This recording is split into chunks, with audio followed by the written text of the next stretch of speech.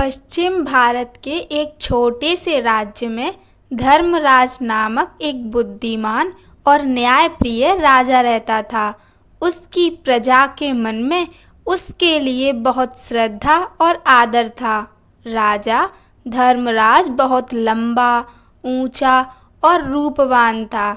उसके सिर के बाल काले और घने थे, जिन्हें उसका खास कोई भोलू ही काटता था।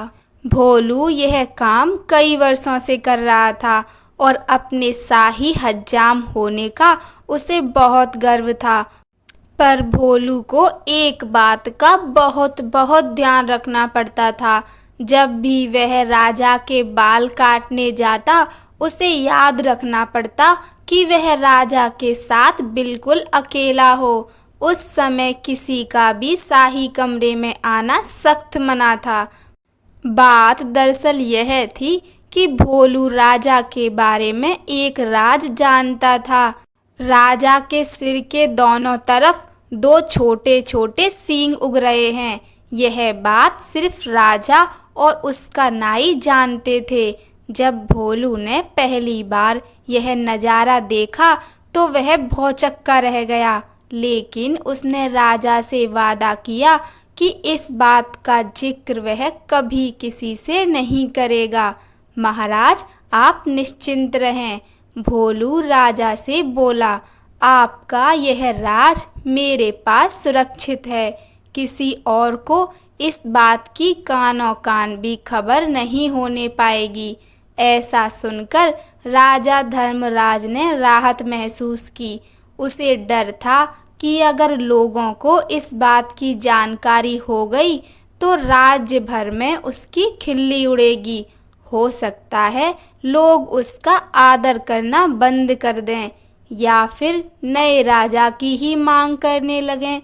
इसलिए भोलू के वादे के बावजूद राजा ने उसे सख्त हिदायत देते हुए कहा, भोलू, अगर तुमने अपना मुंह खोला तो जान लो सजा तो मिलेगी ही, देश निकला भी मिलेगा। भोलू हज्जाम की डर के मारे घिघी बन गई। उसने कानों को हाथ लगाया और अपना मुंह बंद रखने की कसम खाई। कई वर्ष बीत गए। भोलू को अपना वादा याद रहा। उसकी स्वामी भक्ति से प्रसन्न राजा यदा कदा उसे अच्छे अच्छे उपहार भी देता रहता। पर समय बीतने के साथ साथ भोलू के सब्र का बांध भी टूटने लगा। उसके पेट में वह राज अब पचता नहीं था और वह चाहता था कि कोई तो ऐसा हो जिसे वह राजा के सींगों वाली बात बता सके। लेकिन राजा की चेतावनी उसे चुप रहने पर मजबूर करती थी। एक दिन भोलू राजा के बाल काटकर महल से लौट रहा था और रास्ते भर उसके सींगों के बारे में सोचता रहा। भोलू का घर एक छोटे से जंगल के उस पार था। ऊंचे उकंजे पेड़ों और लटकती बेलों के बीच में से धीरे धीरे चलता हुआ भोलू जब थक गया तो सुस्ताने के लिए एक घने पेड़ के नीचे बैठ गया। भोलू को रह रहकर सींग याद आ रहे थे। फिर यकाएक वह उठकर खड़ा हो गया। वाह, जवाब नहीं मेरे दिमाग का, भोलू बोला और उस पेड़ को देखने लगा जिसके तले वह बैठा था। भाई, इस पेड़ को तो बता सकता हूँ ना राजा के उन अजीब सींगों के बारे में। अब यह रहस्य मेरे पेट में नहीं पचता। पेड़ तो बोल सकता नहीं और इस तरह किसी और को यह बात पता चलने का डर भी नहीं है। पेड़ के पास यह भेद हमेशा भेद रहेगा और मैं भी इस बोझ से मुक्त हो जाऊंगा। भोलू ने ऐसा निश्चय किया और जोर से बोला, हे पेड़, आज मैं तुम्हें एक भेद बताने वाला हूँ। हमारे राजा धर्मराज के सिर पर दो सींग हैं। हाँ हाँ, उसके दो सींग हैं। इतना कहकर हज्जाम बेतहासा हंसने लगा और हंसता ही गया। हा हा हा, हो। वह भयंकर भेद आखिर खुल ही गया। भोलू खुश था, उसका भार जो हल्का हो गया था। उसके बाद वह आराम से घर पहुंच गया। अगले दिन एक लकड़हारा उसी जंगल में गया और उसी पेड़ के पास जाकर रुक गया। इस पेड़ की लकड़ी तो बहुत शानदार है, इसका ढोल बड़ा अच्छा बनेगा, वह सोचने लगा। फिर क्या था, कुल्हाड़ी के कुछ प्रहारों से ही पेड़ नीचे आ गिरा। लकड़हारे ने वह लकड़ी एक ढोल बनाने वाले के हाथों बेच दी और उसने एक बहुत सुंदर ढोल तैयार कर दिया। यह मेरे जीवन का सबसे अच्छा ढोल है। ढोल वाला खुश होकर बोला, कल बाजार जाकर इसे अच्छे दाम पर बेच दूंगा। अगले दिन ढोल वाला बाजार गया और एक कोने में खड़ा होकर ढोल बजाने लगा। ढोल से बड़ा सुरीला स्वर हुआ।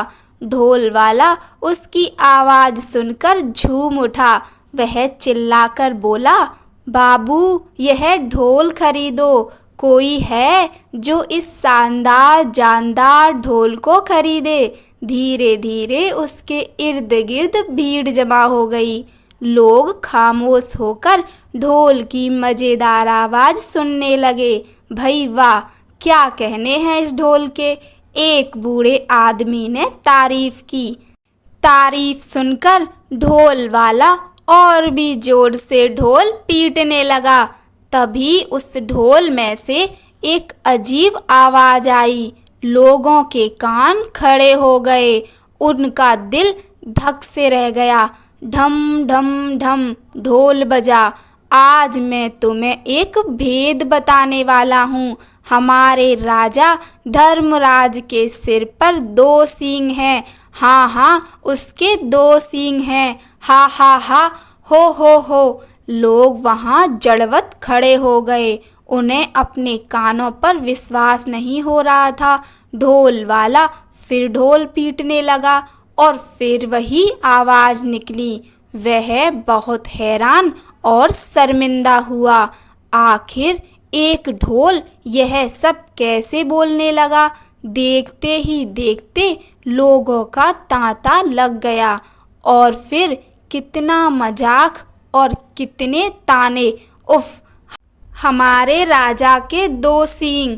लोग तो जैसे गाना गाने लगे। जब राजा धर्मराज ने सुना तो दुखी भी हुआ और नाराज भी। गुस्से से उसका चेहरा तमतमा उठा और वह गरजते हुए बोला, उस ढोल वाले को पकड़कर यहाँ ले आओ। राजा के सैनिकों ने शीघ्र ही उसे पकड़ा और राजा के समक्ष प्रस्तुत किया। ढोल वाला डर के मारे कांप रहा था। बदमाश, तेरी इतनी हिम्मत कि तू मेरी खिल्ली उड़ाए? राजा फुमकारा। भयभीत ढोल वाले ने राजा के पैर पकड़ लिए। महाराज, वह गिड़गिड़ाया, मैंने तो एक लकड़हारे से कुछ लकड़ी खरीदी थी और उसी से यह ढोल बनाया है। मैं बिल्कुल नहीं जानता कि यह ढोल ऐसी बेहुदा बात कैसे बोल रहा है। मुझे क्षमा कर दीजिए महाराज। राजा ने लकड़हारे को बुलाया। जो लकड़ी तुमने ढोल वाले को बेची, वह तुम्हें कहाँ से मिली? लकड़हारे को काटो तो खून नहीं, डरते हुए बोला, जंगल में एक पेड़ से मिली महाराज। तुम्हारी लकड़ी से बना ढोल बोलता कैसे है? राजा धर्मराज ने पूछा। मैं तो खुद हैरान हूँ महाराज, दुविधा में फंसा लकड़हारा बोला। मैं कई वर्षों से लकड़ी काटता और बेचता आया हूँ, पर ऐसा अचंभा पहले ना कभी देखा ना सुना। अब राजा परेशान, लकड़ी कैसे बोलने लगी? राजा और उसके दरबारी निरुत्तर थे, पर राजा धर्मराज ने भी ठान लिया कि इस घर के भेदी का पता लगाकर ही छोड़ेगा। वह सोचने लगा, उसके अलावा सिर्फ एक ही व्यक्ति वह भेद जानता था और वह था भोलू नाई। पर भोलू तो इतना निष्ठावान है कि इतने सालों बाद भी उसने अपने मुंह को ताला लगाए रखा है। नहीं नहीं, भोलू ऐसा नहीं कर सकता। फिर भी उसने एक बार भोलू को बुला भेजा। भोलू को जल्दी से हमारे सामने पेश करो। वह अपने सैनिकों से बोला। भोलू नाई आया, ऊपर से नीचे तक थरथराता हुआ। भोलू, एक तुम ही हो जिसे मेरा भेद पता था। तुमने और किसे बताया? सच उगल दो वरना सजा पाओगे। महाराज, डर से भोलू हकलाने लगा।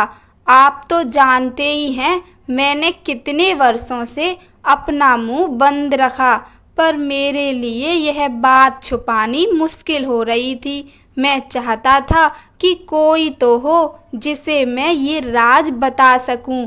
बोलते बोलते भोलू रुक गया और सिर झुकाकर खड़ा रहा।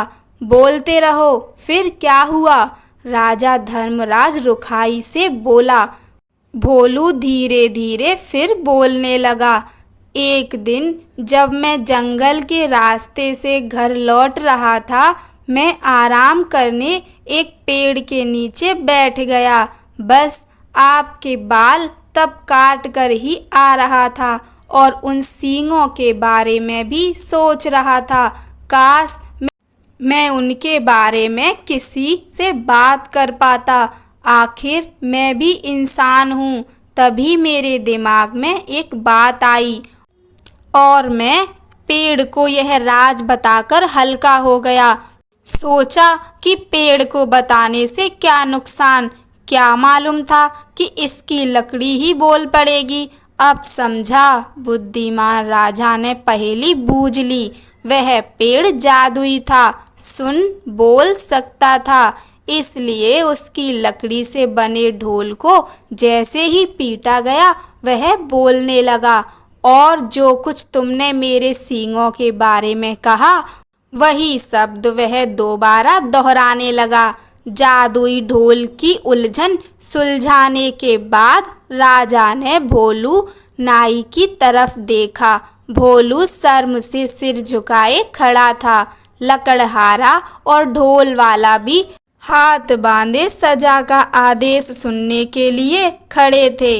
राजा धर्मराज बुद्धिमान ही नहीं, न्यायप्रिय भी था।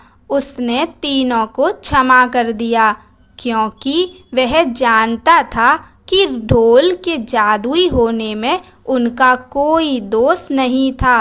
वह मुड़ा और उनसे बोला, मैं तुम सबको माफ़ करता हूँ। तुम तीनों लोग जा सकते हो। तीनों को अपने को क्षमादान मिलने पर विश्वास नहीं हुआ। राजा को नमन करते हुए वे बोले, राजन, आप महान हैं। आपकी इस कृपा के लिए सत सत धन्यवाद। कहानी सुनने के लिए आप सभी का धन्यवाद। जय श्री राम।